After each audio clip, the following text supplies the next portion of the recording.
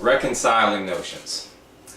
In my ethics class, I give this example every semester, and the responses I get always brings me to an interesting two notions that I see that are in conflict, I would say, in the general notions of, everyday concepts of things. So it goes like this. When we're talking about utilitarian principles, and there's a particular kind of utilitarianism where there's an issue of pleasure being discussed, and the quantitative and qualitative issues of pleasure. At any rate, what people are asked to do is think about this. Imagine you were given the option to be one of two things. Either you were going to continue to be a human being, just as you are now, with ups and downs, happies and sads, joys and pains, difficult times and elation times. You continue being that, or you get turned into the earth's happiest pig. You will, never fall victim to being bacon.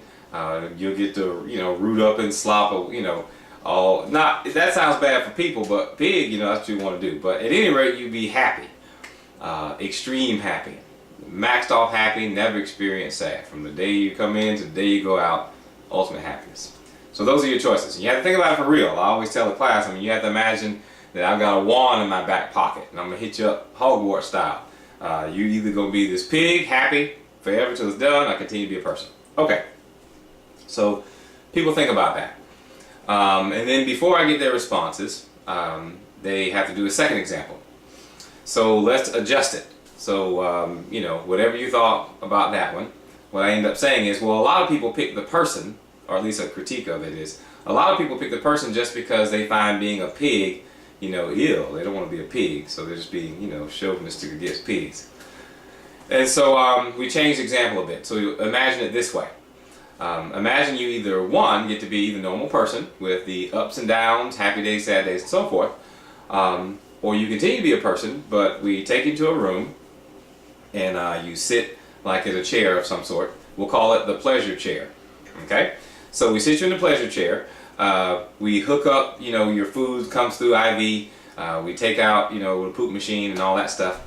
And so this is what's happening to keep your body alive. And then we plug you into the ultra vibe pleasure, machine that gives you the ultimate maximum amount of pleasure consistently at all times. They plug it directly into you. So you are now sitting to the pleasure chair, your bodily needs are taken care of, and you are experiencing the ultimate pleasure as a result of this machine.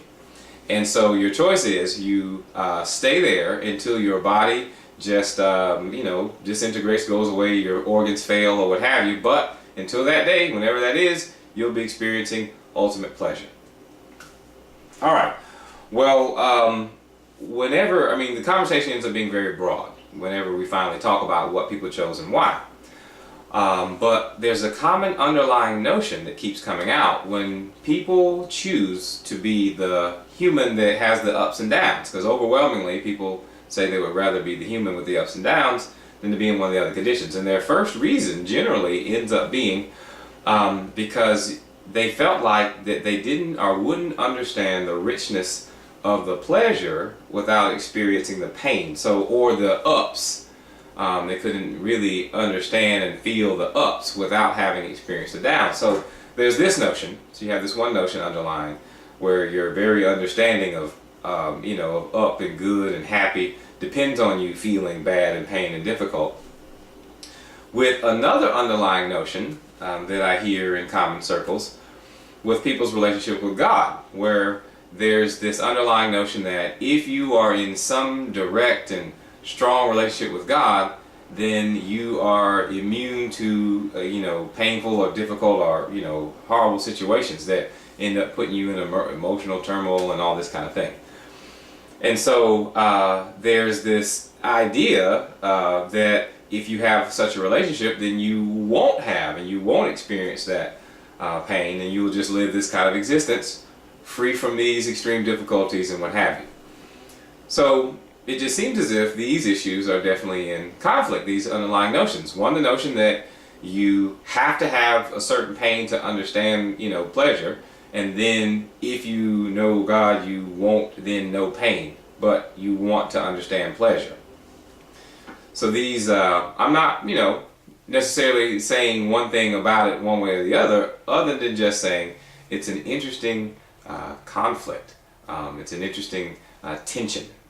It's an interesting friction, if you would, between these two underlying notions that people seem to hold at the same time. So perhaps it's just something that, should be thought about.